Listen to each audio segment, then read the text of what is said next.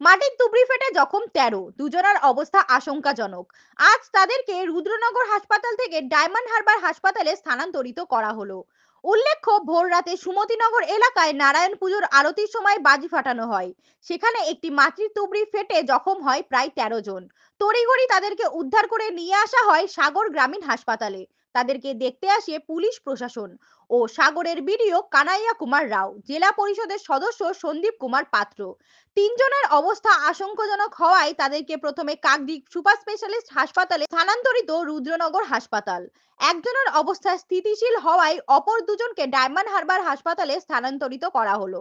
তবে এত বড় দুর্ঘটনা কিভাবে ঘটলো তা নিয়ে তদন্ত শুরু করেছে পুলিশ। দক্ষিণ 24 পরগনা থেকে বাবলু প্রামাণিকের রিপোর্ট, HPR নিউজ। ফেটে হঠাৎ করে কয়েকজন, আমাদের প্রায় 13 জনের মতো তারা আক্রান্ত হয়। তার মধ্যে সবাই মোটামুটি সুস্থ আছে আমাদের সাগর গ্রামীণ হাসপাতালে।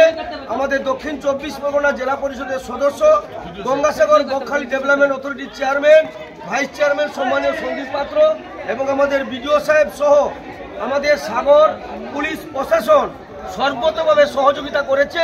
আমাদের বিওমিজ স্বাস্থ্য দপ্তর পরিষেবা দিচ্ছে এবং আমাদের স্বাস্থ্য কর্মাধ্যক্ষ শত্রু মাইতি মহাশয় উপস্থিত আছেন, আমাদের মেজবাবু রাজীব বাবু আছে এবং এছাড়া আমাদের ওসি সাহেব আছেন। আমাদের তিনজন এই মুহূর্তে তিনজনের আশঙ্কাজনক অবস্থা মনে করে আমরা বাইরে রেফার করছি।